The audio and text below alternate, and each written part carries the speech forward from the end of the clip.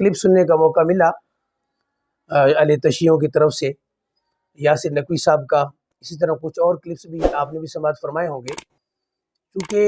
آپ کو معلوم ہے کہ حضرت سیدنا صدیق اکبر رضی اللہ تعالیٰ عنہ آپ کی کئی خصوصیات میں سے ایک خصوصیت ہے یار غار ہونا۔ تو وہ کلپ آپ سماعت فرمائیں گے، اس میں باقاعدہ طور پہ انکار کیا گیا کہ وہ جو یار غار ہیں وہ حضرت ابو بکر صدیق رضی اللہ تعالیٰ عنہ معاذ اللہ نہیں ہیں۔ سوال یہ ہے کہ یہ سارا افسانہ، یہ ساری فینٹیسی، یہ ساری داستان آپ کہاں سے لے کر آئے کہ رسول اللہ صلی اللہ علیہ وآلہ وسلم نے حضرت ابو بکر کے ساتھ ہجرت کی اور وہ غار میں بھی رسول کے ساتھ موجود تھے؟ قرآن مجید میں جو صاحب کا لفظ ہے یہ حضرت ابو بکر کی صحابیت پر قطعی نہیں ہے، لہٰذا امت مسلمہ کے اندر بڑے طبقے کی تکفیر کا یہ بند ہو جانی چاہیے۔ دوسری یہ بات بھی معلوم ہوئی کہ غار میں جو دوسرے جو شخص تھے وہ حضرت ابو بکر رضی اللہ تعالیٰ عنہ نہیں تھے، بلکہ وہ پہلے سے مدینہ میں موجود تھے۔ سماعت فرمائیں، پھر آگے دیکھیں کہ انکار کیوں کیا گیا، یہ بھی سوال پیدا ہوتا ہے بھائی انکار کرنے کی وجہ کیا ہے؟ تو پہلی وجہ یہ ہے کئی وجوہات میں سے کہ چونکہ انہوں نے دیکھا کہ یہ تو قرآن سے صحابیت ثابت ہو رہی ہے حضرت ابوبکر صدیق رضی اللہ تعالیٰ عنہ کی، اور جو قرآن کی آیت کا انکار کرے تو وہ تو پھر کافر ہے۔ تو اذ یقول لصاحبہ، جیسا کہ یہ میرے پاس تفسیر ان کی موجود ہے، تو میں انکار کی وجہ بتا رہا ہوں کہ یہ ضرورت پیش کیوں آئی۔ تو انہوں نے کہا کہ یہ بہت بڑی چونکہ خصوصیت ہے اور بہت بڑی صفت ہے حضرت سیدنا ابو بکر صدیق رضی اللہ تعالیٰ عنہ کی، تو کیا کریں کہ جس کی صحابیت قرآن سے ثابت ہے، جو 3 دن اور 3 رات حضور کے ساتھ رہے۔ یہاں تو معاملہ یہ ہے کہ جس نے ایک لمحہ حضور کی زیارت کی ہے اس کا مقام اور مرتبہ اتنا بڑھ جاتا ہے کہ بعد والے قطب غوث ابدال اس کی برابری نہیں کر سکتے۔ تو انہوں نے سوچا، انہوں نے میٹنگ کی ہوگی کہ یار کیا کریں کہ یہ صدیق اکبر کی جو فضیلت ہے، جو آپ کی خصوصیت ہے کہ یار غار 3 دن 3 راتیں محبوب کے چہرے کا دیدار کرتے رہے، اتنا قرب ان کو ملا اور قرب خاص میں یہ رہے، تو کیا کریں کہ یہ فضیلت آپ سے چھین لیں۔ تو پھر انہوں نے یہ کیا کہ انہوں نے کہا جی انکار کر دیتے ہیں کہ وہ جو اذ یقول لصاحبہ، جن کی صحابیت قرآن سے ثابت ہو رہی ہے، وہ معاذ اللہ حضرت صدیق تھے ہی نہیں۔ تو جب ہم یہ کہیں گے کہ وہ تھے ہی نہیں تو سارا سلسلہ ختم ہو جائے گا۔ لیکن آپ کو معلوم ہے کہ اہل سنت و جماعت کی جو علماء ہیں اور جو خصوصاً ہمارے امام ہیں، ان کی ہر باریک سے باریک مسئلے پہ نظر ہے۔ انہوں نے کہا جناب آپ کو بھاگنے نہیں دیں گے، آپ بھاگنا چاہ رہے ہیں کہ وہ اذ یقول لصاحبہ ہی میں وہ ہے ہی نہیں، تو انشاءاللہ ہماری تو یعنی قرآن سے لے کے بخاری سے لے کے تمام کتابیں بھری پڑی ہیں، اور اگر کوئی حوالے مانگے گا انشاءاللہ تو اہل سنت کی بلا مبالغہ سینکڑوں کتب سے ہم انشاءاللہ وہ ثابت کریں گے کہ اذ یقول لصاحبہ میں حضرت سیدنا ابو بکر صدیق رضی اللہ تعالیٰ عنہ ہی تھے۔ لیکن آج ہم انشاءاللہ آپ کو ان کی کتابوں سے دکھائیں گے کہ جنہوں نے انکار کیا، اللہ کے بندوں کم از کم اپنے بزرگوں کی کتابیں ہی پڑھ لیتے انکار کرنے سے پہلے کہ آپ کے بزرگ کیا کہہ گئے ہیں کہ یہ کون تھے یار غار۔ تو یہ میں پہلا حوالہ آپ کی انشاءاللہ سماعتوں کی نظر کر رہا ہوں، یہ جلد نمبر 2 ہے، تفسیر الصافی، بڑی مشہور تفسیر ہے، اور یہی آیت اذ یقول لصاحبہ، اس کے اندر یہ موجود ہے، آپ دیکھیے اذ یقول لصاحبہ وہو ابو بکر، کہ جن سے حضور نے کلام کیا وہ جو صاحب تھے غار کے اندر وہ اور کوئی نہیں تھا، وہ حضرت ابو بکر صدیق رضی اللہ تعالیٰ عنہ ہی تھے۔ اور پھر دیکھیں لا تحزن لا تخف ان اللہ معنا، تو یہ پہلا حوالہ آپ نوٹ کر لیجئے، یہ تفسیر صافی کے اندر یہ موجود ہے، آپ سکرین کے اوپر بھی انشاءاللہ اس کو دیکھیں گے۔ پھر آپ دوسرا حوالہ دیکھیے ذرا، یہ ان کی مستند ایک تفسیر ہے البرہان فی تفسیر القرآن، اس کے اندر بھی آپ دیکھیے ذرا کہ اس کے اندر یہ واضح طور پہ موجود ہے کہ جو ہستی اس دن غار کے اندر موجود تھی جس کا آج یہ انکار کر رہے ہیں، تو ان کے بزرگ، ان کے امام، ان کے بڑے وہ کیا کہہ گئے، تو اس کے اندر بھی دیکھیے ذرا، یہ البرہان ہے، جلد نمبر 2 ہے اور صفحہ نمبر 125 ہے، اس کے اوپر یہ موجود ہے، اسی آیت کے تحت موجود ہے کہ نبی کریم صلی اللہ تعالیٰ علیہ وسلم کے ساتھ غار کے اندر کون تھا، وہ تھے حضرت سیدنا ابو بکر صدیق رضی اللہ تعالیٰ عنہ۔ اسی طرح آپ ذرا آگے چلیے تو یہ ایک ان کی تیسری تفسیر ہے اور بڑی مستند ترین تفسیر ہے، مجمع البیان۔ اس کو آپ دیکھ سکتے ہیں، مجمع البیان کے اندر یہ بھی جلد نمبر 3 ہے اور اس کا صفحہ نمبر آپ دیکھیے ذرا، اس کے اندر موجود ہے صفحہ نمبر 31 پر، اس کے اندر بھی موجود ہے۔ اور اسی آیت کی اذ یقول لصاحبہ، اس کے اندر یہ موجود ہے کہ کون تھے؟ حضرت سیدنا ابو بکر صدیق رضی اللہ تعالی عنہ تھے۔ پھر آپ دیکھیے ذرا، یہ چوتھا حوالہ میں آپ کی سماعتوں کی نظر کر رہا ہوں، الجوہر الثمین، اور یہ بھی جلد نمبر 3 ہے اور اس کا صفحہ نمبر ہے 56، اور اس کے اندر لصاحبہ وہو ابو بکر، کہ جن سے حضور نے غار کے اندر کلام کیا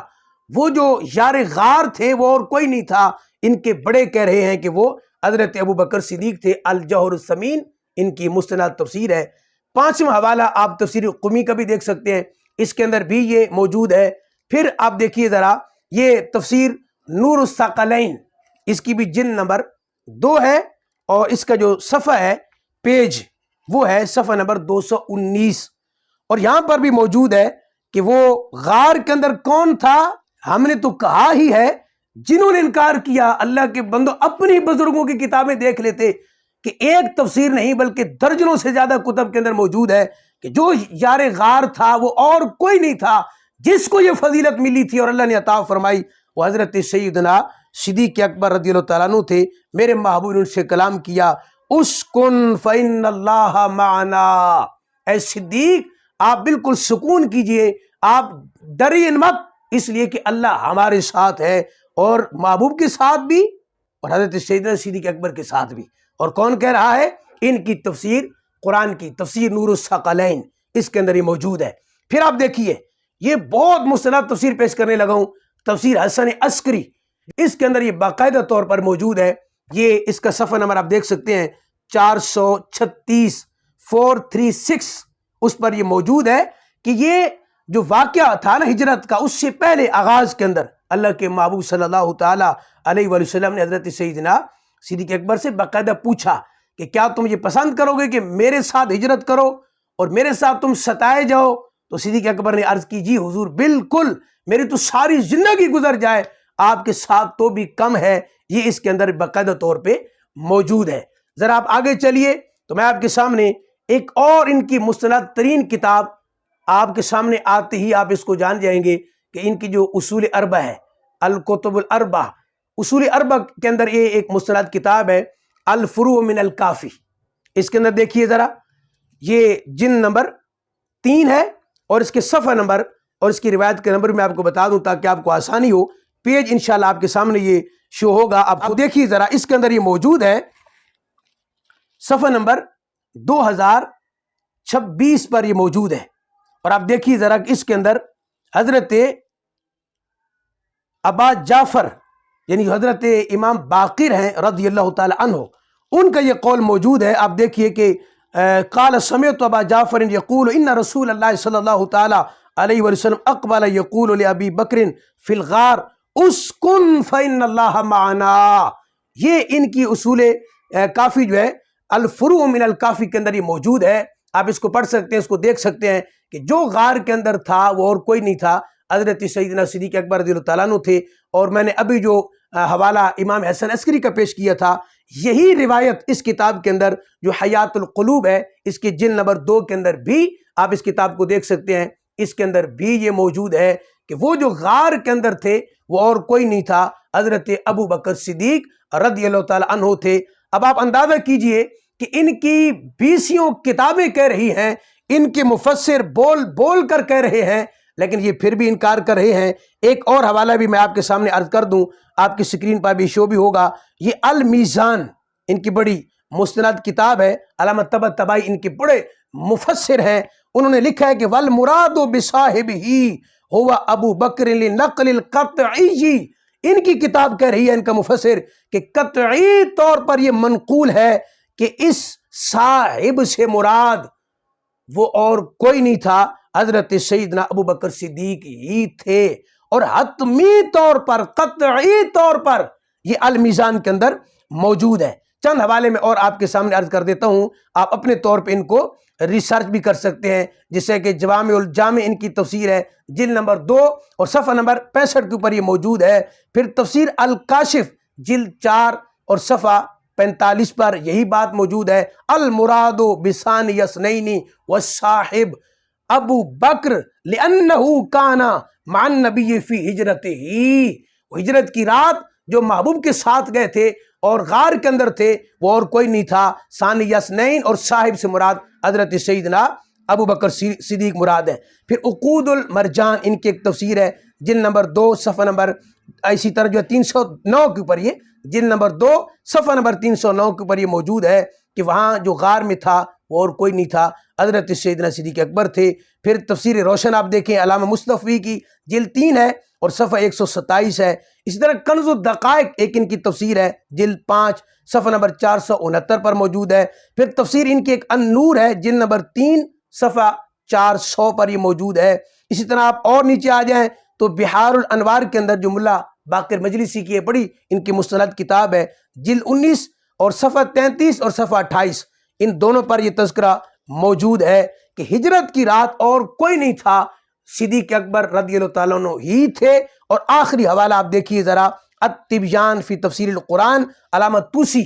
ان کے جلیل القدر مفسر ہیں، انہوں نے باقاعدہ لکھا ہے کہ اس کا تو انکار ہی نہیں ہو سکتا کہ غار کے اندر کون تھا حضور کے ساتھ، جو 3 دن اور 3 راتیں حضور کا دیدار کرتا رہا، حضور کی حفاظت کرتا رہا، اور سفر کے اندر دیکھیں کبھی آگے کبھی پیچھے، کبھی دائیں کبھی بائیں، حضور پر جان قربان کر دی ہے۔ وہ اور کوئی نہیں ہے جس کو رب کا قرآن بیان کر رہا ہے، اور جن کی شان اللہ کا قرآن اور خصوصیت کے ساتھ یہ جو آیت غار والی آیت ہے، اس میں اور کوئی نہیں تھا۔ تفسیر کے اندر علامہ طوسی کہتے ہیں وہ حضرت سیدنا ابو بکر الصدیق تھے۔ مختصر سی بات میں عرض کر دوں، میں حیران ہوتا ہوں کہ آپ اپنی کتابیں تو پہلے پڑھیں،